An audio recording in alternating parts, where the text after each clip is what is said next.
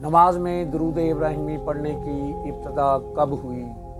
نماز میں درود ابراہیمی پڑھنے کی ابتدا حضور صلی اللہ علیہ وآلہ وسلم کے زمانہ اقدس میں ہوئی۔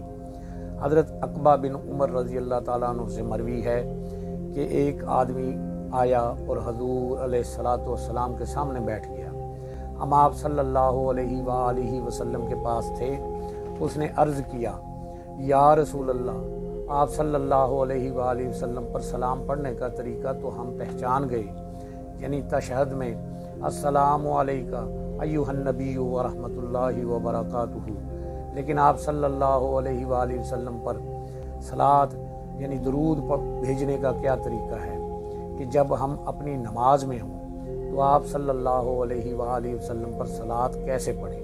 آپ صلی اللہ علیہ وآلہ وسلم خاموش رہے، حتیٰ کہ ہم نے چاہا کہ یہ آدمی آپ صلی اللہ علیہ وآلہ وسلم سے سوال نہ ہی کرتا۔